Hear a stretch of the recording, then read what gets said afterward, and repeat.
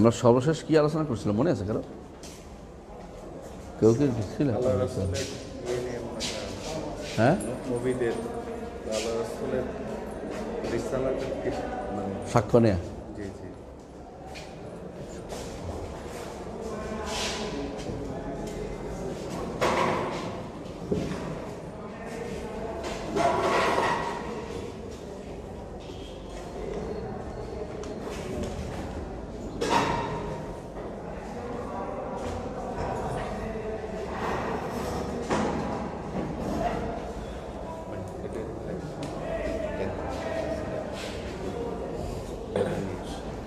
বিসমিল্লাহির রহমানির রহিম।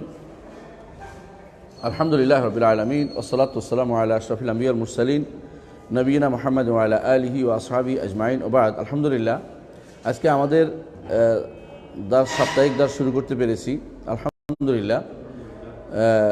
প্রথমেই বলি যে সাপ্তাহিক দাসের অনেক দিন পরে হওয়াতে ধারাবাহিকতা অনেক সময় নষ্ট হয়ে যায়।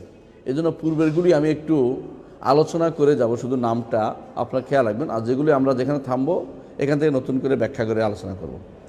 রাসূলুল্লাহ সাল্লাল্লাহু আলাইহি ওয়াসাল্লামের যে সমস্ত বৈশিষ্ট্য, আমরা ঈমান বির রসুল রিসালাতে আসি, এটা মূল কথা ঈমানের অধ্যায়ে। সেখানে রাসূলুল্লাহ সাল্লাল্লাহু আলাইহি ওয়াসাল্লামের যে সমস্ত বৈশিষ্ট্য সেগুলো আলোচনা করছিলাম।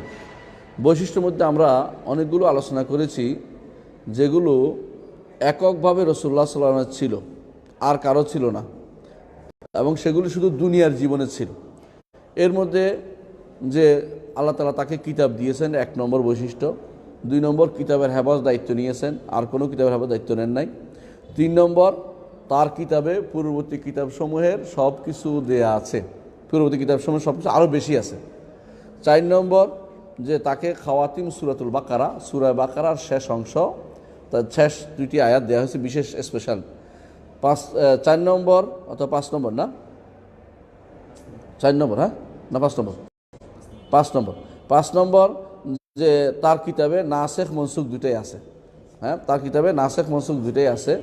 এটা কি জন্য? যে একটা সময় কি অবস্থা ছিল, একটা সময় কি অবস্থা হয়েছে, এটা বোঝানোর জন্য।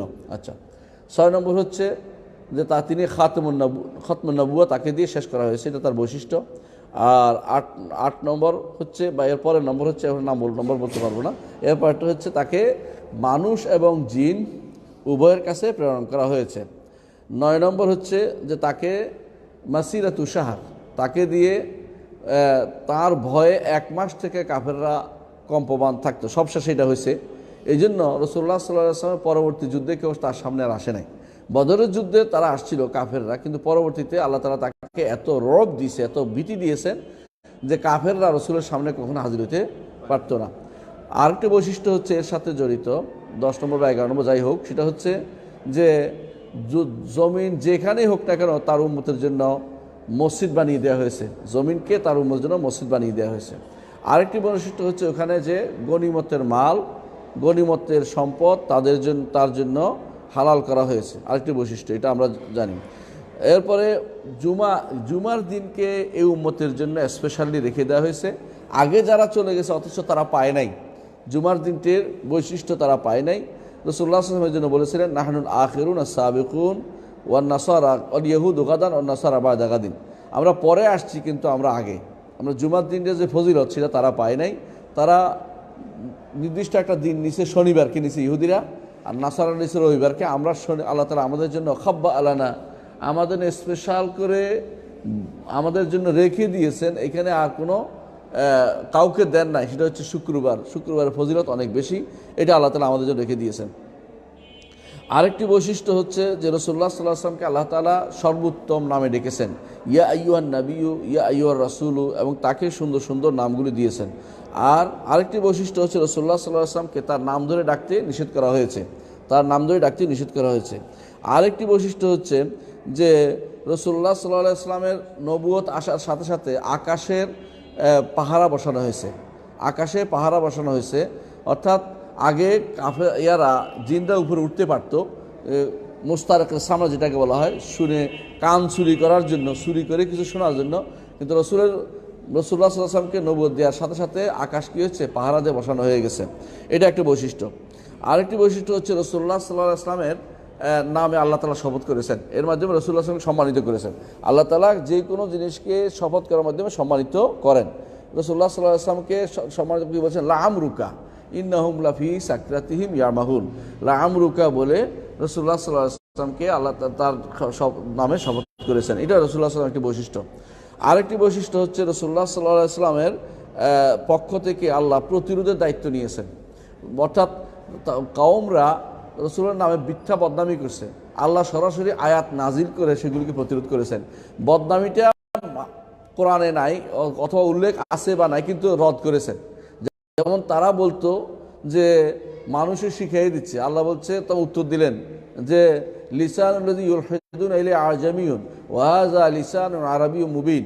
তারা মানুষের শিখিয়ে দিচ্ছে, বলছে কি, কয় যে মুগীরা ইবনে শুবার দাসে রাসূলের শিখিয়ে দিচ্ছে।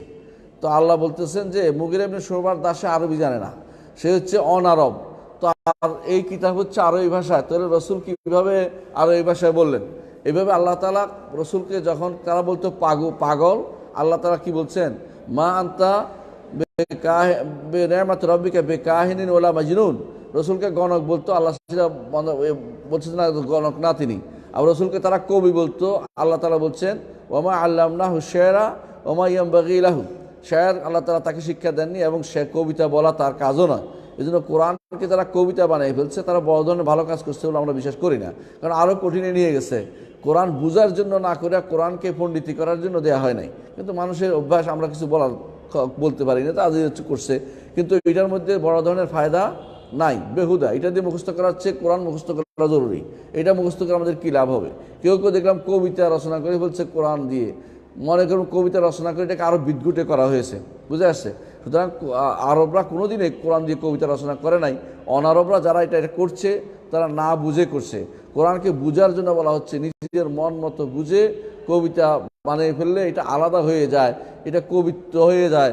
কোরআন কবিত্বের জন্য প্রসিদ্ধ হয় নাই, কবিতাও না, কোরআন সরাসরি গদ্যও না, মাঝখানে একটা জিনিস, বিশাল জিনিস। এই জন্য এটার নাম হচ্ছে নজম বলা হয়, যে এটা শেয়ারও না, ওমা আল্লামনাহু শি'রা ওমা ইয়ানবাগি লাহু ইন হুয়া ইল্লা যিকরুন ওয়া কুরআনুম মুবিন। জিকির এবং কোরআন স্পষ্ট। সুতরাং যারা এটা করছে তাদের ব্যাপারটি তারাই দায়িত্ব নিবে যে তারা এটা কেন করলো। আচ্ছা, আল্লাহ তাআলা মুহাম্মদ রাসূলুল্লাহ সাল্লাল্লাহু আলাইহি ওয়াসাল্লামকে আরেকটি বৈশিষ্ট্য দিয়েছেন, সেটা হচ্ছে সমস্ত নবীদের আগে তার জন্য নবুয়তে লেখা হয়ে গেছে। জিজ্ঞাসা করেছে, মাতা কুতিবতা নবিয়ান ইয়া রাসূলুল্লাহ? ক্বালা কুতিবতু নবিয়ান ওয়া আদম বাইনার রূহ ওয়াল জাসাদ। আদম, রূহ এবং জাসাদের মধ্যে থাকা অবস্থায় আমাকে নবী হিসেবে লেখা হয়েছে। এটা বিষয়ের বৈশিষ্ট্য। আরেকটি বৈশিষ্ট্য হচ্ছে যে মুহাম্মদ রাসূলুল্লাহ সাল্লাল্লাহু আলাইহি ওয়াসাল্লাম তিনি বাইতুল মাকদেসে সমস্ত নবীদের ইমামতি করেছেন। কোন সময়? মেরাজের রাত্রিতে। এটাও একটি বৈশিষ্ট্য। আরেকটি বৈশিষ্ট্য হচ্ছে যে তার জন্য চাঁদকে ফাটানো হয়েছে। আল্লাহ বলছেন ইকতারাবাতিস সাআতু ওয়ান শাক্কাল কামার।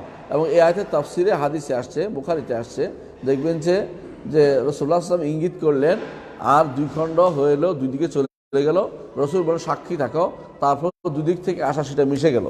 এখনও আপনারা যদি পরীক্ষা করে, ইনশাআল্লাহ কোনো দিন যদি বর্তমান বিজ্ঞান পরীক্ষা করে ঠিকই দেখাতে পারবে ওই সময় এটা দুই ভাগ হয়ে গিয়েছিল। যারা বলে থাকে যে নীল আর্মস্ট্রং সহ অন্যরা দেখছে চাঁদে ফাটল দেখছে, এটা বিশ্বাসযোগ্য হয় না আমার কাছে। কারণ তারা গেছে খাতফা, যদি গিয়ে থাকে, অনেকে গেছে এটা বিশ্বাসও করে না। বিশ্বাস না করার কারণও আছে, কারণ তারা পতাকা লটকাইছে, পতাকা ফতফত করে উঠতেছে, অথচ চাঁদে কোনো বাতাস নাই। তাহলে তারা কোত্থেকে উড়াইলো? সেটা কিসের বাতাস দিয়ে উড়াইছে এটা জানা দরকার। তো এরকম অনেকে বলে যে তারা সত্যি দেখে নাই। এখন এটাকে বিশ্বাস করানোর জন্য মুসলমানদের কথা চুরি করে যদি ওইটা বলে মুসলমানরা খাবে ভালো, এটা হতে পারে, অসম্ভব কিছু না। আর যদি সেটা গিয়েও থাকে, আমাদের কোনো আকীদাগত কোনো সমস্যা নেই, কারণ এগুলি হচ্ছে আসমান জমিনের মাঝখানে। এগুলি সবগুলিতে গেলেও আমাদের কোনো আপত্তি নেই। আসমান ভেদ করে যেতে পারবে না কেউ। আসমান ভেদ করে গেছে সাহাবায়ে কেরাম, কেউ যায় নাই। গেছে কে? নবী মুহাম্মদ রাসূলুল্লাহ সাল্লাল্লাহু আলাইহি ওয়াসাল্লাম জীবদ্দশায় গেছেন। আর ফেরেশতারা প্রতিনিয়ত উঠানামা করে আল্লাহর কাছ থেকে, আল্লাহ যেহেতু উপরে, সেখান থেকে তিনি আল্লাহর কাছ থেকে ওহী নিয়ে নাজিল হন। ফি ইয়াউমিন কানা মিকদারুহু আলফা সানাতি মিম্মা তাউদ্দুন, যে 1000 বছর দূরত্ব, সেখান থেকে তারা আসে যায়, বিভিন্ন বর্ণনা আসছে। তো মোট কথা এটাই যে রাসূলুল্লাহ সাল্লাল্লাহু আলাইহি ওয়াসাল্লাম তাদের কি করেছেন, ইমামতি করেছেন নবীদের ইমামতি করেছেন, এবং নবীদের এবং আকাশের চাঁদ তার জন্য ফেটে গিয়েছিল, আলাদা হয়ে গিয়ে, শুধু ফাটা না, এটা কি সম্পূর্ণ নিচে পাহাড় দেখা গেছিল, এরকম দুই পাহাড়ে মাঝখানে কাবা এরকম দেখাইছিলেন, মাঝখানে দুইটা পাহাড়, একটা বাবু কোবাইস, একটা জাবালে কাবাতে, মাঝখানে পুরোটাই হচ্ছে কাবা, মক্কার ঘর, আল্লাহর ঘরকে মাঝখানে রেখে দুই ভাগে হয়ে গিয়েছিল। এটা বিশুদ্ধ হাদিস দ্বারা প্রমাণিত, কোরআনের আয়াত দ্বারা প্রমাণিত, এটা অস্বীকার করলে কাফের হয়ে যাবে। এটা একটা বৈশিষ্ট্য। আরেকটি বৈশিষ্ট্য আমরা দেখেছি যে রাসূলুল্লাহ সাল্লাল্লাহু আলাইহি ওয়াসাল্লামের যে সমস্ত মুজিজা ছিল, মুজিজাগুলি সবগুলি অন্যান্য থেকে বেশি স্পষ্ট। যেমন পানি বের হয়ে শত শত মানুষের ওযু করা, একটু খাবার, একটা ছাগল দিয়ে 700 মানুষ খাওয়ানো, এই জাতীয় মুজিজাগুলো এত বেশি স্পষ্ট যেগুলিকে অস্বীকার করার কোনো সুযোগ নাই। আরেকটি বৈশিষ্ট্য হচ্ছে যে তার জন্য মরা গাছ কেঁদেছিল, তার জন্য কেঁদেছিল। মরা গাছ কি, রসুল একখানে দাঁড়িয়ে খুতবা দিতেন, সেই গাছটি এরপরে যখন তার জন্য একটি মেম্বার বানানো হলো, মেম্বারে উঠলেন, সবাই শুনতে পেলো একটা উট কাঁদছে। তো উট কাঁদার বিষয়টা রসুল চিন্তা করলেন, উট কাঁদে কেন? তারপর রসুল দেখলেন যে এটা গাছটা কাঁদতেছে, যে গাছটাতে তিনি ঠেস দিয়ে তিনি খুতবা দিতেন, এটা কাঁদছে। রাসূলুল্লাহ সাল্লাল্লাহু আলাইহি ওয়াসাল্লাম হাত রাখলেন, তার এটা ঠান্ডা হয়ে গেল। বোঝা গেল যে রাসূলুল্লাহ সাল্লাল্লাহু আলাইহি ওয়াসাল্লামের জন্যই কেঁদেছিল। এটা বিশেষ শৌকান ইলা রাসূলিল্লাহি সাল্লাল্লাহু আলাইহি ওয়াসাল্লাম, রাসূলুল্লাহ সাল্লাল্লাহু আলাইহি ওয়াসাল্লামের আগ্রহে, তার বিরহে সে কাঁদছিল। তো এই গাছটি কাঁদছিল, সেটা বর্তমানে উস্তুয়ানা আর মুখাল্লাকার নিচে দাফন করা হয়েছে। উস্তুয়ানা মুখাল্লাকা অর্থাৎ যেখানে সালাত আদায় করে বের হয়, রাউদাতুল মিনাল জান্নাত থেকে বের হওয়ার সময় হাতের বাম পাশে যে বড় একটা মোটা, এটার নাম হচ্ছে উস্তুয়ানা মুখাল্লাকা, ওইটার নিচে পরবর্তী এটাকে দাফন করা হয়েছে। আমরা জানি এটা আছে কিনা, এটা আমার বড় কথা না, মোট কথা হচ্ছে রসুলের জন্য মরা গাছও কেঁদেছিল, এটা একটা বৈশিষ্ট্য। আরেকটা বৈশিষ্ট্য হচ্ছে রাসূলুল্লাহ সাল্লাল্লাহু আলাইহি ওয়াসাল্লামের জন্য পাথর রাসূলুল্লাহ সাল্লাল্লাহু আলাইহি ওয়াসাল্লামকে সালাম দিত। কোন পাথর? কেউ বলছে হাজির আসওয়াদ, কেউ বলছে হাজির আসওয়াদ অন্য পাথর, রাসূলুল্লাহ সাল্লাল্লাহু আলাইহি ওয়াসাল্লামকে সালাম দিত। এমনকি রাসূলুল্লাহ সাল্লাল্লাহু আলাইহি ওয়াসাল্লাম আরেকটি বৈশিষ্ট্য হচ্ছে, আপনারা জানেন যে রাসূলুল্লাহ সাল্লাল্লাহু আলাইহি ওয়াসাল্লাম তাকে জগতের জন্য রহমত হিসেবে প্রেরিত হয়েছেন। জগতের জন্য, জগৎ সৃষ্টিকুলের জন্য রহমত, একটু বুঝেন, সৃষ্টিকুল কিন্তু অনেক বেশি। রাসূলুল্লাহ সাল্লাল্লাহু আলাইহি ওয়াসাল্লামের যে সমস্ত আদর্শ, এর মাধ্যমে পাখিরা তাদের নিয়ে থাকতে পারছে, পিঁপড়া তাদের ঘরে থাকতে পারছে, পিঁপড়া মারা নিষেধ রসুল বলে দিয়েছেন, খেয়াল করেছেন তো?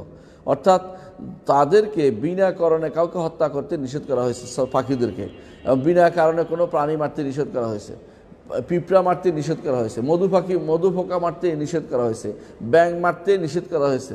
এর অর্থ হচ্ছে আমি বুঝে নিয়েছি যে রাসূলুল্লাহ সাল্লাল্লাহু আলাইহি ওয়াসাল্লাম এগুলির জন্য রহমত হিসাবে আসছেন।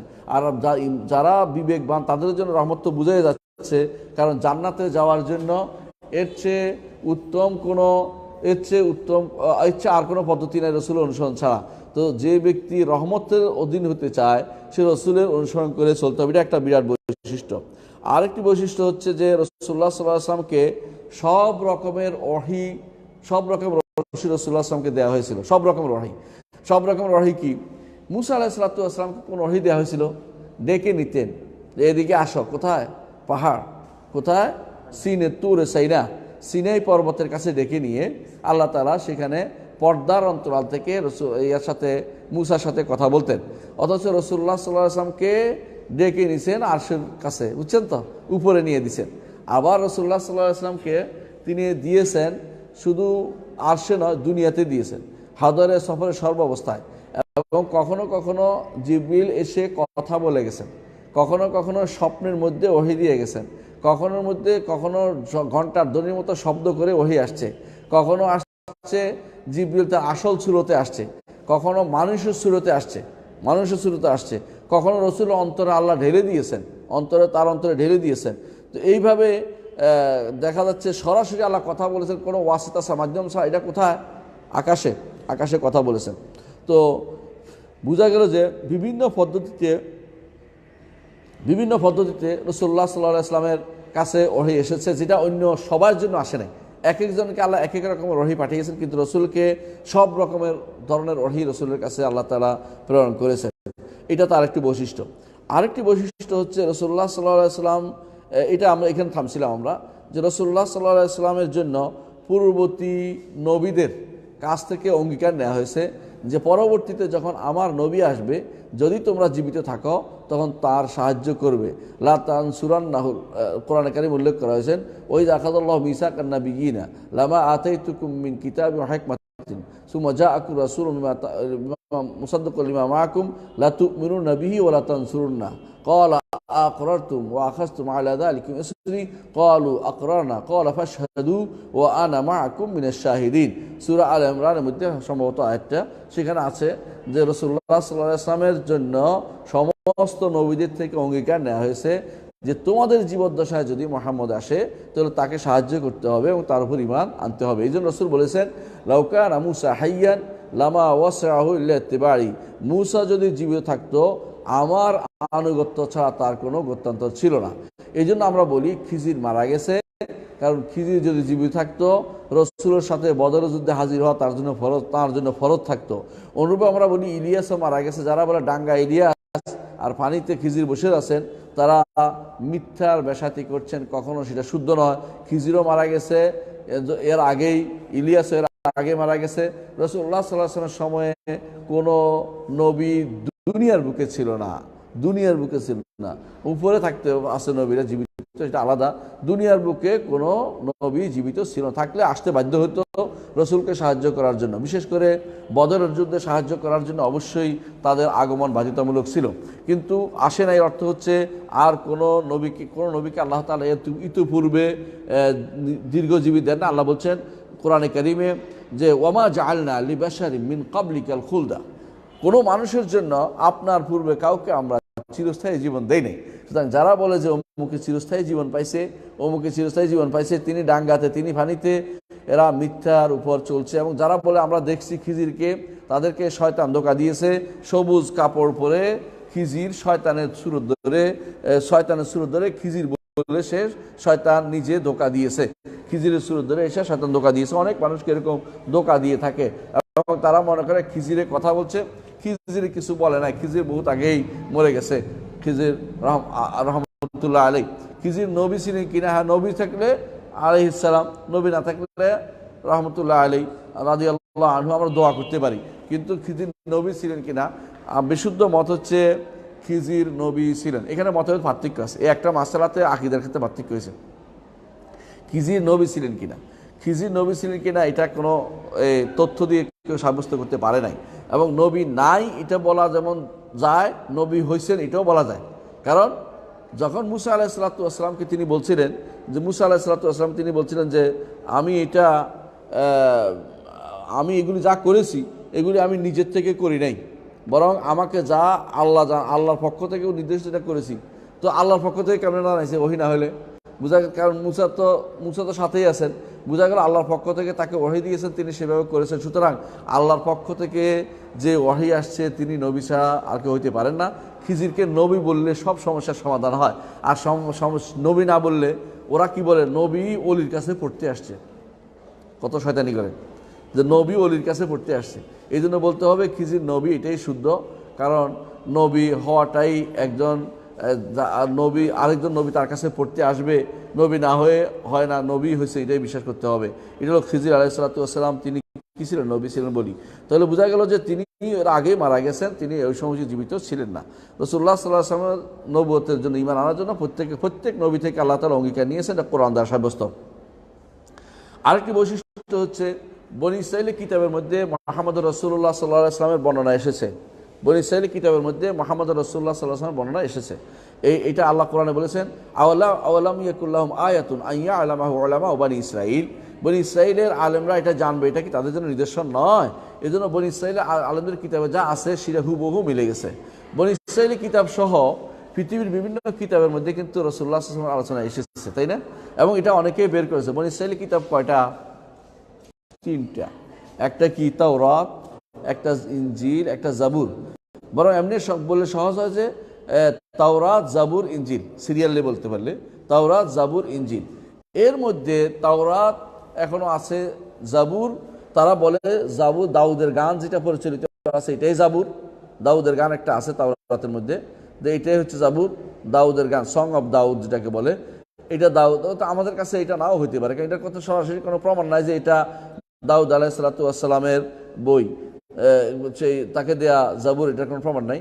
এমনি জাবুর শব্দের অর্থ হচ্ছে মাজবুর, যা লেখা হয়, জমা করা হয়, এরকম জিনিসকে জাবুর বলা হয়। তাহলে বোঝা গেল যে পূর্ববর্তী কিতাবসমূহে মুহাম্মদ রাসূলুল্লাহ সাল্লাল্লাহু আলাইহি ওয়াসাল্লাম বর্ণনা এসেছে।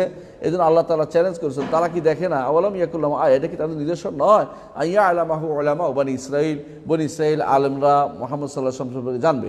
এই জন্য যখন ইসলাম গ্রহণ করছে আব্দুল্লাহ ইবনে সালাম, তখন তাকে জিজ্ঞাসা করা হয়েছিল যে আপনি কি জানেন মুহাম্মদ রাসূলুল্লাহ সাল্লাল্লাহু আলাইহি ওয়াসাল্লাম সম্পর্কে আপনাদের কিতাবে কি এসেছে? তিনি বলেন যে আমি জানি নয়, শুধু এটা নয়, আমি এ ব্যাপারে কোনো সন্দেহ করি না, বরং আমি সন্দেহ করি যে হয়তো আমার বাচ্চার মা খেয়ানত করতে পারে। সন্তানকে যেভাবে আমি চিনি, সন্তানের চেয়েও বেশি চিনি মুহাম্মদ রাসূলুল্লাহ সাল্লাল্লাহু আলাইহি ওয়াসাল্লামকে, কারণ সন্তান এটা আমার না হওয়ার ব্যাপারে বাচ্চার মা খেয়ানত করতে পারে, আরেকখান থেকে নিয়ে আসতে পারে কোথাও তোমার ছেলে, কিন্তু রাসূলুল্লাহ সাল্লাল্লাহু আলাইহি ওয়াসাল্লাম যে সত্য নবী, এবারে আমার কাছে কোনো সন্দেহ নেই, বরং আমি মিলাই দেখেছি কিতাবের মধ্যে যা আছে রাসূলের মধ্যে তা মিলে গেছে। এমনকি কখনো কখনো নামটা পর্যন্ত আছে। হ্যাঁ, ওয়া উমিদ্দুহু বিমাদ লিখছে, বলেন তো ওয়া উমিদ্দুহু বিমুহাম্মদ, এটাই শুদ্ধ। আরেক বর্ণনা আসছে ওয়া উমিদ্দুহু বিফারকলিত। ফারকলিত অর্থ হচ্ছে যে যিনি বিশ্বস্ত, কেউ অনুবাদ করছে, কেউ মনে করছে যে গ্রহণযোগ্য, যেটাই হোক, ফারকলিতের অনুবাদ করলে হয় আমিন অথবা মুহাম্মদ, এই অর্থে হয়, তো প্রশংসিত অর্থে হয়। তো এইটাও পাওয়া গেছে তাদের কিতাবের মধ্যে। তাওরাত, ইনজিল এবং জাবুরে কমপক্ষে 20 থেকে 22টা জায়গাতে মুহাম্মদ রাসূলুল্লাহ সাল্লাল্লাহু আলাইহি ওয়াসাল্লামের কথা বর্ণনা করা হয়েছে, কিন্তু তারা বিভিন্ন শব্দ বিকৃত করার পরে অর্থ মিলে না। যদি এর আগের ভার্সনে যায় দেখা যায় কিছু মিলে যায়। আর আপনারা ভালো করে জানেন যে রাসূলুল্লাহ সাল্লাল্লাহু আলাইহি ওয়াসাল্লামের কোরআনকে আল্লাহ আমাদের যে কোরআন দিয়েছেন, এটার হেফাজত দায়িত্ব আল্লাহ নিয়েছেন, কিন্তু আগের কিতাবগুলো তাওরাত, জাবুর, ইনজিল, এগুলির সমস্যা কি, এগুলো আপনি একবার এক ভার্সন দেখবেন, 2 বছর পরে আরেক ভার্সন পাবেন, এটার সাথে অনেক বেশ কম পাবেন। এই জন্য আব্দুল্লাহ জাহাঙ্গীর রহমতুল্লাহ যখন তিনি ওই ওদের খ্রিস্টানদের বই লিখতেছিলেন, তিনি মহাবিপদ বললেন যে আশ্চর্য জিনিস হচ্ছে, আমি আগের যে নুসখা নিয়ে কাজ করেছি, কপি নিয়ে, এখন দেখি নতুন। এমনকি তাদের মধ্যে পার্থক্য হচ্ছে, কেউ এটা মানে, কেউ এটা মানে না, এরকমও আছে। বিশাল সমস্যা তৈরি হয়ে গেছে। তো এইটার কারণে তাদের কিতাব তাদের হেফাজত নাই, কিন্তু আমাদের কিতাব আল্লাহ তাআলা আমাদের জন্য হেফাজত করে দিয়েছে। এই জন্য আল্লাহ তাআলা এই আহলে কিতাবদের কাছে আমাদের কিতাবের নবীর বর্ণনা সেখানে দিয়েছেন, কিতাবে কি আসবে সেটাও বলেছেন। তো বোঝা গেল যে এটাও একটা রাসূলুল্লাহ সাল্লাল্লাহু আলাইহি ওয়াসাল্লামের বৈশিষ্ট্য। আরেকটি বৈশিষ্ট্য হচ্ছে রাসূলুল্লাহ সাল্লাল্লাহু আলাইহি ওয়াসাল্লাম তিনি লেখাপড়া করতে জানতেন না, উম্মি ছিলেন। লেখাপড়া জানতেন না, উম্মি ছিলেন। নিরক্ষর যাকে বলে, তবে নিরক্ষর অর্থই কেউ যদি নিরক্ষরকে মূর্খ অনুবাদ না করে, সাবধান। মূর্খ হচ্ছে না জানা, আর নিরক্ষর হচ্ছে অক্ষর জ্ঞান বিশিষ্ট হওয়া। আল্লাহ তাআলা তাকে এমন জ্ঞান দিয়েছেন যেই জ্ঞানটির জন্য অক্ষর জ্ঞান হওয়া জরুরি না। ওয়াল্লামনাকা মিন লাদুন্না ইলমা, আল্লাহ বলেছে আপনাকে আমার পক্ষ থেকে ইলম দিয়ে জানিয়ে দিয়েছি। জিবরিল তাকে 3 বার চেপে ধরে তার মধ্যে ইলমের সঞ্চারের ব্যবস্থাপনা করেছেন, যে প্রথম বলার সাহসিকতা দিয়েছেন। এরপরে রাসূলুল্লাহ সাল্লাল্লাহু আলাইহি ওয়াসাল্লামকে যখন জানানো হলো, হাদিসে কুদসিতে আছে, যখন আল্লাহ তাআলা আমার মধ্যে হাত রাখলেন, হাত আল্লাহ তাআলা কিরকম আমরা জানি না, তবে রাখছেন, এটা বিশ্বাস করতে হবে। তখন আলিম তু মা কানা, যা হয়েছে ওই সময় সব আমি জানতে পারলাম। অর্থাৎ সেই সময়ে কোথায় কি ঘটেছে এটা রাসূলুল্লাহ সাল্লাল্লাহু আলাইহি ওয়াসাল্লাম জানতে পেরেছে। এটাও সহিহ হাদিসের সাব্যস্ত।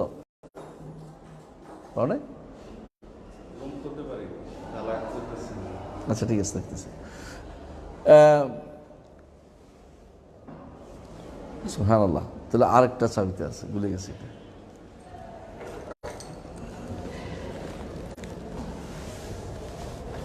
এক মিনিট।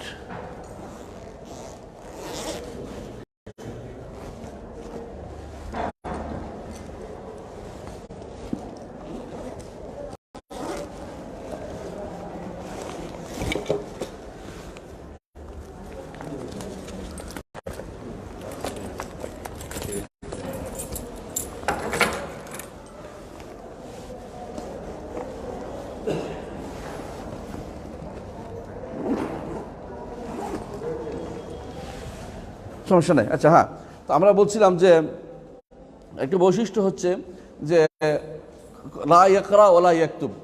রাসূলুল্লাহ সাল্লাল্লাহু আলাইহি ওয়াসাল্লাম তিনি পড়তে পারতেন না, তিনি লিখতে পারতেন না। কোনো কোনো বর্ণনা দেখা যায় রসুল পড়েছেন, অথবা কোনো একটা শব্দ পড়েছেন, অথবা কোনো একটা শব্দ মুছে দিয়েছেন রসুলের নিজের নামের ব্যাপারটি। এই বিষয়গুলি কি করবেন, অনেক দিন থাকতে থাকতে মানুষের মধ্যে দুই একটা শব্দ জানাটা এটা নিরক্ষরতা থেকে মুক্ত হওয়ার বিষয় নয়। বুঝতে পারছেন কিনা? আপনি দুই একটা শব্দ চিনতে পারছেন, এর অর্থ যে আপনি অক্ষর জ্ঞান বিশিষ্ট, এটা পুরোপুরি বলা যাবে না। রাসূলুল্লাহ সাল্লাল্লাহু আলাইহি ওয়াসাল্লাম একটি বৈশিষ্ট্য হচ্ছে তিনি এমন একটি কিতাব প্রাপ্ত হয়েছেন, যিনি কোনোদিন আল্লাহ কোরআনে উল্লেখ করেছেন যে আপনাকে এই জন্য আমরা কিতাব অক্ষর জ্ঞান হিসাবে পাঠিয়েছি ওয়ালিয়াকুলু দারাস্তা, যাতে করে এটা বলতে না পারে যে এই লোকে পড়ে টড়ে বলতেছে, কারণ আপনি তো পড়তেই পারেন না। আপনাকে এমন একটা কিতাব দেওয়া হয়েছে যে কিতাবটি আপনি না পড়ে এমন হাজার হাজার কিতাবের ধারক একটা কিতাব আল্লাহ তাআলা আপনাকে দিয়েছেন, যেই কিতাব থেকে হাজার হাজার কিতাব বের হচ্ছে এবং হতে থাকবে কিয়ামত পর্যন্ত। অথচ যিনি এই কিতাবের ধারক তিনি পড়তে জানেন না। এর অর্থ হচ্ছে তিনি কোনো কিছু বানিয়ে বলেন নাই।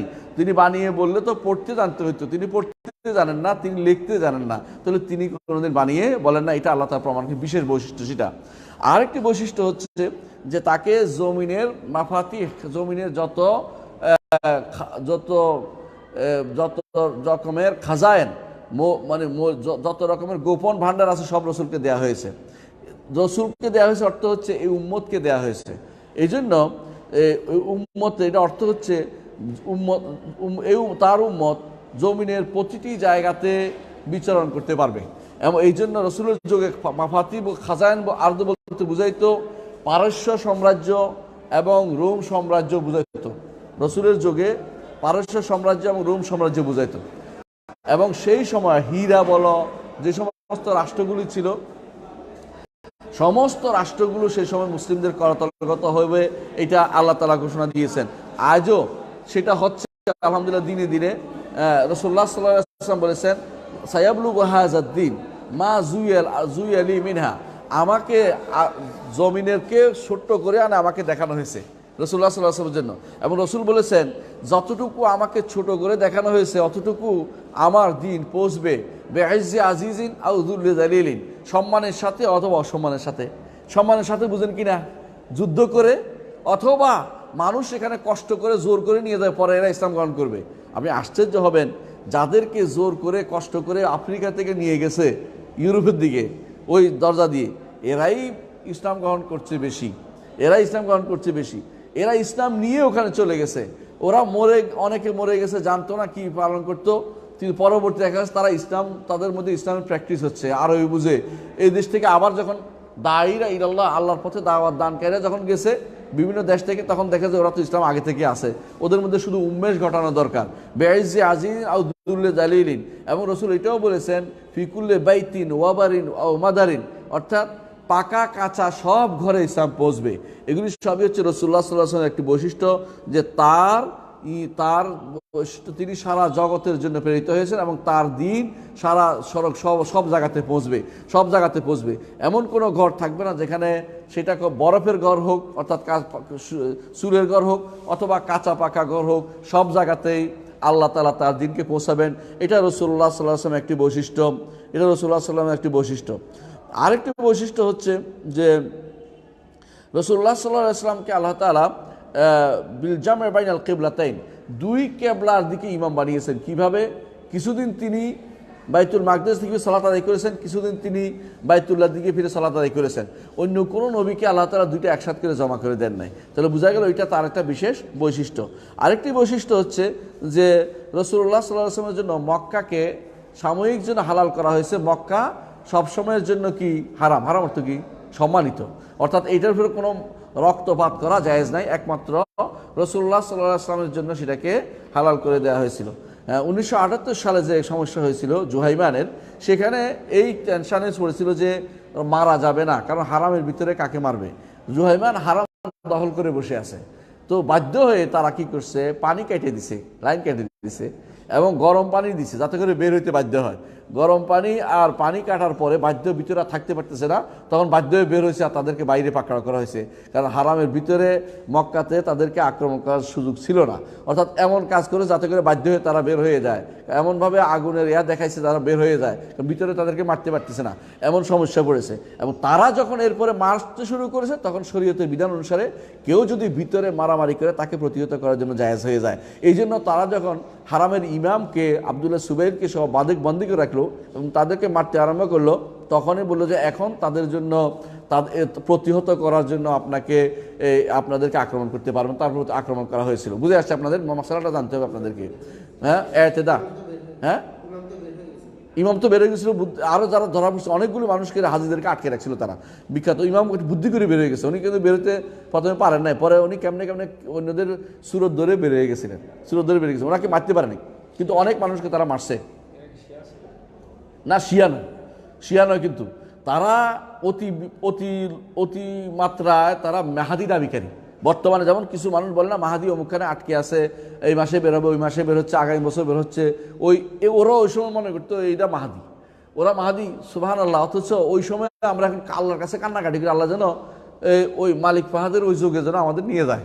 মানে এত ভালো ছিল, এত ভালো অবস্থা ছিল, আমরা রাস্তাঘাটে কোনো নারী দেখতাম না। আর এখন আল্লাহ তাআলা যেন আমাদের ক্ষমা করে, এরকম অবস্থা তৈরি হয়েছে সারা দুনিয়াতে। তো ওই সময়ে আমরা দেখতাম গাড়ি রেখে চলে যেতাম। আমি 78 না, আমি তো আর 1 বছর আর 10 বছর পরে গেছি, 89-89-তে গেছি আমি, কিন্তু তারপরেও আমি দেখছি তখনও রাস্তাতে গাড়ি রেখে চলে গেছি, কেউ কোনোদিন কথা বলে নাই। টাকা পড়ে আছে, 2 দিন পরে এসে তুমি টাকা তুমি পাইবা, এরকম অবস্থা।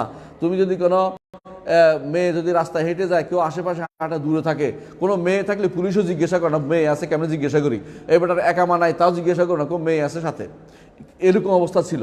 পরিবেশ এত উন্নত ছিল। এই সময় তারা দাবি করছিল কি মাহাদি এসে গেছে, মাহাদি এসে গেছে। কি জন্য? কিছু মানুষ ফুসলাইছে জুহাইমানের যে তুমি তো মাহাদির সৈনিক হইতে পারো। আব্দুল্লাহ জুহাইমান তো তার নাম মিলে না কোনোভাবেই, কিন্তু আরেকজন আছে এই নামে, মোহাম্মদ ইবনে আবদুল্লাহ নামে একজন আছে, তুমি দাবি করবে আর আমি সহযোগিতা করব। এই জন্য সহযোগিতা করছে, মনে করছে ন্যাক নিয়তে কাজ করছে, ন্যাক নিয়ত যে বেদাত হইলে প্রমাণ, ন্যাক নিয়তে তারা মাহাদি খুঁজি বের করতেছে। ইসলাম কোনোদিন মাহাদি খুঁজতে বলে নাই। মাহাদি যারা খোঁজে সবগুলি পথভ্রষ্ট। মাহাদি বের হলে দেখবো, হ্যাঁ, তখন বলছে ওয়ালা হাবওয়ান, মাহাদি বের হলে আমরা দরকার হলে ইয়ার বরফের উপর দিয়ে যাই হলো তার হাতে বা আপনি, ঠিক আছে, এর আগ পর্যন্ত খোঁজা জায়েজ নাই। যারা মাহাদি খুঁজে বেড়ায় সবগুলি বিভ্রান্ত। এই যে মনে রাখবেন, কোনো মাহাদি খুঁজবেন না। তো ওই সময় মাহাদি খুঁজতে যাইয়া তারা কি করেছে, মক্কার হারামকে রক্তাক্ত করেছে। এই বাধ্য হয়ে আরবিয়ান সেনারা মক্কা আক্রমণ করতে রাজি হলো না, তখন বাধ্য হয়ে পাকিস্তানি সেনাবাহিনী নিয়ে গেল যে তোরা যেমন হোক এটাকে ব্যবস্থাপনা কর। মালিক ফাহাদ তখন তিউনিস গিয়েছিল এক কাজে, সেখান থেকে ফিরে আসলেন। এই ঘটনা আপনারা জানা আছে, তোমাদের জানা আছে সবগুলি ঘটনা। এর অর্থ হচ্ছে যারাই আজ মাহাদি খুঁজে বেড়ায়, প্রত্যেকটি মানুষ শেষ পর্যন্ত দেখবেন যে আস্তে আস্তে বুঝে যে ঠিক কাজটি করে নাই, মানুষকে বিভ্রান্ত করেছে। এখন দেখবেন অনেকে যারা মাহাদি খুঁজতো, এখন অনেকে আর মাহাদি খুঁজে না, কিন্তু আস্তে দেখবেন যে চুপ মারে গেছে, অন্য কথা বলে, কারণ বুঝছে যে এটা বেহুদা কথা বলেছে, যুবকদেরকে বিভ্রান্ত করেছে। কিছুদিন আগ পর্যন্ত কিছু আপনাদের কিছু বক্তা দেখতাম যে মানুষদেরকে কোথায় নিয়ে যেত, হ্যাঁ, 23 সাল নিয়ে যেত। আবার কিছু কিছু বক্তা দেখছিলাম তাদেরকে কয় যে তোমাদেরকে খোরাসানে নিয়ে যাবো, আমার দেশে ভালো লাগে না, এই দেশে আমার এই সেই, তাদেরকে যুবকদেরকে নষ্ট করতেছিল। 2-1 দিন আগে দেখতেছি ওই বক্তা বলতেছে দেশের আইন মানতে হবে, দেশের অশান্তি তৈরি করা যাবে না।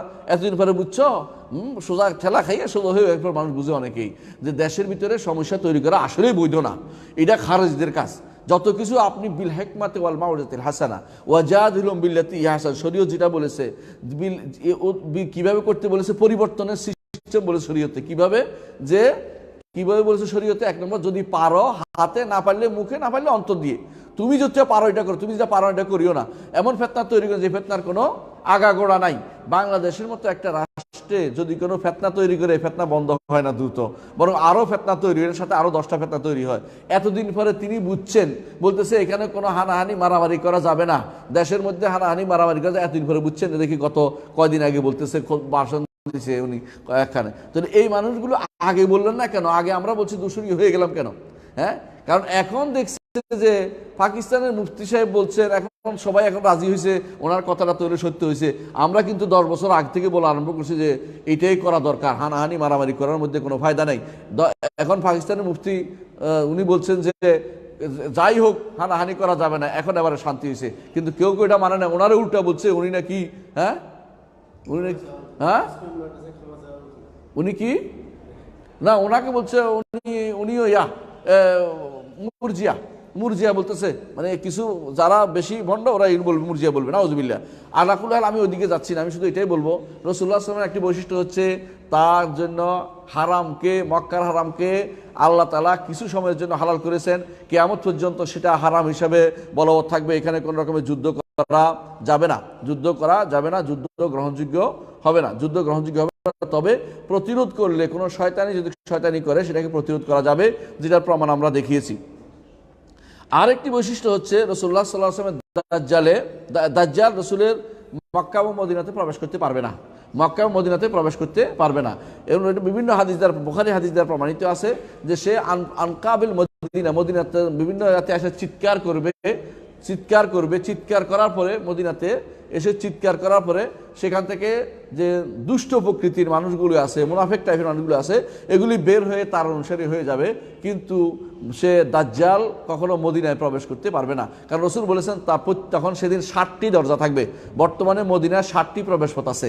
তো সেদিন আমরা তাই বলে দাজ্জাল চলে আসতে বলতেছি না, আবার এটা মনে করিও না, মানে আমরা বলতেছি এইগুলি প্রমাণ করে যে রাসূলুল্লাহ সাল্লাল্লাহু আলাইহি ওয়াসাল্লাম হক, তিনি সত্য কথা বলেছেন, এটা আমরা বলতেছি। তো প্রত্যেক দরজার মধ্যে সাইফাম মাসলুতান একটা ফেরেশতা আছে যিনি তরবারি উন্মুক্ত করে বসে আছে। দাজ্জাল ঢুকতে চাইলেই ভয় দেখাবে, সে পালাবে, ঢুকতে পারবে না। তারপর সে মদিনা থেকে পালাতে কোথায় যাবে? সিরিয়ার দিকে যাবে। এই মদিনাতে তার হার শুরু হয়ে যাবে। মূলত দুনিয়া সে 40 দিনে দুনিয়াটা দখল করবে, মদিনাতে এসে হার শুরু হয়ে যাবে। কারণ একটা ছেলেকে সে মারতে চাইবে, শেষ পর্যন্ত তারে আর মারতে পারবে না। এইখানে তার প্রথম হার, তখন বুঝবে সে তার যা ইচ্ছে তা করতে পারে না। সেখান থেকে সে পালাতে থাকবে, তখন সিরিয়া পৌঁছবে, পূর্ব দিকে সিরিয়ার দিকে যাবে। যখন যে আল্লাহ তাআলা তখন নাজিল করবেন কাকে? ঈসা আলাইহিস সালাতু ওয়াস সালামকে। তিনি সাদা মিনারার উপর দিয়ে দুটি কাপড়, হলুদ রঙের দুটি কাপড় পরে নাজিল হবেন। যারা ঈসা আলাইহিস সালাতু ওয়াস সালামের নুজুলকে অস্বীকার করে তারা আর কিছু পায় না। এই হাদিসের বিপরীতে বলে হলুদ রং পরা তো নিষেধ, উনি কেমনে পরবে? ওরেও গাধা, হলুদ রং পরার নিষেধ কোনো হাদিসে নাই। হাদিসে আসছে আসফার নিষিদ্ধ হচ্ছে আইন দিয়ে যেটা ওইটা, আসফার হচ্ছে আলিফ দিয়ে যেটা হচ্ছে হলুদ, আর মুআসফার হচ্ছে কমলা রঙের যেটা গেরুয়া রং বলা হয়, ওইটা নিষিদ্ধ। আর মোহারওয়াদাইন তো হলুদ রঙের, এটা কোনো মুআসফার রং না। সুতরাং এইটা ভুল অনুবাদ করে, কারা অনুবাদ করে? এটা অনুবাদ করে যারা বলে যে ঈসা আলাইহিস সালাতু ওয়াস সালাম আর আসবে না। এরা কারা বলে? বরং তারা বলে মাহাদি হচ্ছে ঈসা। কাদিয়ানীরা। আর কে বলে? একেবারে হাতের কাছে তারা। কারা? এখন বাংলাদেশে আছে হিজবুত তাওহীদ। আহসান, তাবারাকাল্লাহু ফিক। হিজবুত তাওহীদ এটা বলে। আমি এখন দাস দিচ্ছিলাম, হিজবুত তাওহীদের লোকেরা উপস্থিত হয়ে গেছে একদিন হঠাৎ করে, আয়সা বলতেছে আপনি যে এতক্ষণ ধরে বলতেছেন ঈসা যে আসবে, ঈসা আলাইহিস সালাম তো আসবে না, তিনি তো এসে গেছেন অলরেডি। তো আমি বললাম কোথায়? কই যে এই যে বাংলাদেশে ওই যে বোঝাচ্ছে উনি মারা গেছে, সুরুট হুজুর হচ্ছে ঈসা, আউযুবিল্লাহ। কেন? বলছে উনি আপনারা যে বলতেছেন হলুদ রঙে আসবে, হলুদ রঙে তো আসতেই পারে না, হলুদ রঙ তো নিষিদ্ধ। হলুদ রঙ পৃথিবী থেকে নিষিদ্ধ হয়ে গেছে। হ্যাঁ, কে নিষিদ্ধ করলো? নিষিদ্ধ হচ্ছে মুআসফার, বুঝছেন তো?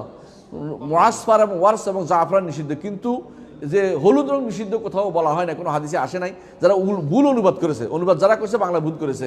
তো বাংলা অনুবাদের ভুল দিয়ে আপনি দলিল দিতেছেন। হ্যাঁ, ঈসা আলাইহিস সালাতু ওয়াস সালামের পাহাড়কে আপনি টলাতে চাচ্ছেন আপনার কি দিয়া? হ্যাঁ, আপনার বুলেট দিয়া, ছোট্ট গুলেল দিয়া। এটা হয় না, পাহাড় টলাতে পারবেন না আপনি। ঈসা আলাইহিস সালাম অবশ্যই আসবেন, বুঝে আসছে? ঈসা আলাইহিস সালাতু ওয়াস সালাম আসার পরেই সে পালাতে থাকবে। কোন দিকে? বাইতুল মাকদিসের দিকে।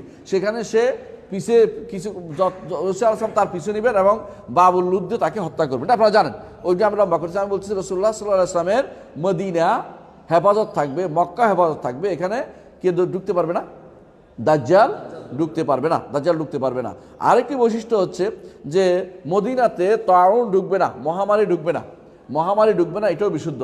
মহামারী বুঝেন, মহামারী আর এটা মহামারী না। আমাদের যেটা গেছে কয়দিন আগে কি এটা করোনা, মহামারী না, এটাও বুঝতে হবে। নতুন করে মহামারীর সংজ্ঞা বদলাতে হবে। মহামারী কোনটার তাউন যেটা হাদিসে আসছে সেটা হচ্ছে যেটা মানুষের শরীরে হয় এবং সেটা ঘাড় মতো হয় এবং ঘাড় হওয়ার কারণে একজন থেকে আরেকজনের ঘায়ে ঘায়ে চলে যাচ্ছে, বুঝছেন কিনা? মানে একজনের বলে এটাকে, এটা শরীরের মধ্যে অতিরিক্ত জায়েদ হয়, বাড়তি হয়, এটার কারণে আরেকজন হয়, আরেকজন হইবে পড়তে থাকে, পড়তে এমনকি পুরা মরে যায়। কিন্তু কিন্তু এরকম না, মানে ওইটা কিন্তু একটা হলো ব্যাকটেরিয়া, একটা হলো ভাইরাস, একটা হলো ব্যাকটেরিয়া। এগুলো ব্যাকটেরিয়া জাতীয় জিনিসগুলোকে তাউন বলা হয়, ভাইরাস জাতীয় জিনিসগুলো তাউন না। বুঝে আসছে কথাটা? ভাইরাস সারা দুনিয়াতে সবসময় আসে যায়, বুঝে আসছে? এই জন্য এয়ার ভাইরাস কি জানে, আরে মানুষের ইনফ্লুয়েঞ্জার ভাইরাস আছে, ইনফ্লুয়েঞ্জা রসুলের যুগও জ্বর হয়েছে, পরও জ্বর হয়েছে, জ্বর কিন্তু বন্ধ হয় নাই। কিন্তু মদিনাতে কি হয় নাই? তাউন হয় নাই, যেটাকে বলা হয় ব্যাকটেরিয়া জনিত, যে কারণে পুরো মদিনা সাবার হয়ে যাবে, এমন কিছু হয় নাই। এবং রাসূলুল্লাহ সাল্লাল্লাহু আলাইহি ওয়াসাল্লাম একটি নগরীকে বলেছেন যে এটা তাউন থেকে মুক্ত। কোনো কোনো বর্ণনা আসছে মক্কাকেও তিনি বলেছেন, তবে মক্কারটা নয়, মদিনারটা বিশুদ্ধ। এবং প্রমাণিত হয়েছে যে মদিনাতে কখনো তাউন হয় না, আলহামদুলিল্লাহ। তো এটা রসুলের একটা বৈশিষ্ট্য। আরেকটি বৈশিষ্ট্য হচ্ছে রসুলের সালাতে 1000 সালাত বিশুদ্ধ, হাদিস দিয়ে প্রমাণিত। আর অন্যান্য দুর্বল হাদিস দিয়ে 50,000 পর্যন্ত এসেছে। রসুলের মসজিদে সালাত আদায় করলে সওয়াব বহুগুণ বর্ধিত হয়। আরেকটি বৈশিষ্ট্য হচ্ছে রাসূলুল্লাহ সাল্লাল্লাহু আলাইহি ওয়াসাল্লামের কবর এবং মিম্বরের মাঝখানে কি আছে? রাউদাতুম মিন রিয়াদিল জান্নাহ আছে, জান্নাতের একটি বাগান আছে। এই জান্নাতের বাগানের অর্থ কি? কেউ বলেছে এটা পুরোপুরি জান্নাতে চলে যাবে, কেউ বলে এখানে যারা পড়বে তারা জমিন তাদের জন্য সাক্ষ্য দিবে, কেউ বলছে এটা, কেউ বলছে যে এখানে পড়লে জান্নাতে যাওয়ার পথ সুগম হবে, কেউ বলছে এখানে পড়লে তার ঈমান তাজা হবে এবং সে জান্নাতে যেতে পারবে। সবগুলি শুদ্ধ, কোনোটা আমার কাছে অশুদ্ধ মনে হচ্ছে না, সবগুলি হইতে পারে। আমরা কোনটা অস্বীকার করবো কেন? যেহেতু মুহাদ্দিসিনা বলেছেন অর্থ এটা। সুতরাং রাউদাতুম মিন রিয়াদিল জান্নাতে সালাত পড়ার জন্য চেষ্টা করা উচিত, তবে কাউকে কষ্ট না দিয়ে সেই চেষ্টা করা দরকার। আশা করি বিষয়টি বুঝে আসছে। আমরা দেখতে পাইলাম রাসূলুল্লাহ সাল্লাল্লাহু আলাইহি ওয়াসাল্লামের কিছু বৈশিষ্ট্য আমরা আলোচনা করলাম যেগুলি দুনিয়ার বুকে হবে। এখন রাসূলুল্লাহ সাল্লাল্লাহু আলাইহি ওয়াসাল্লামের কিছু বৈশিষ্ট্য আছে যেগুলো শুধু আখিরাতে হবে, রসুলের জন্য শুধু আখিরাতে হবে, সেগুলি কিছু বৈশিষ্ট্য আমরা আলোচনা করতে পারি। সময় কি কমে গেছে? আজকে আমরা এখানেই সমাপ্ত রাখি। অর্থাৎ রাসূলুল্লাহ সাল্লাল্লাহু আলাইহি ওয়াসাল্লামের কিছু বৈশিষ্ট্য আখিরাতে হবে, মনে করে রাখেন যে আমরা আখিরাতে আগামী ক্লাসে আলোচনা করব, আগামী সপ্তাহে ইনশাআল্লাহ। সুবহানাকাল্লাহু ওয়া বিহামদিকা আশহাদু আল্লা ইলাহা ইল্লা আনতা আস্তাগফিরুকা ওয়া আতুবু ইলাইক। আসসালামু আলাইকুম ওয়া রাহমাতুল্লাহি ওয়া বারাকাতুহু।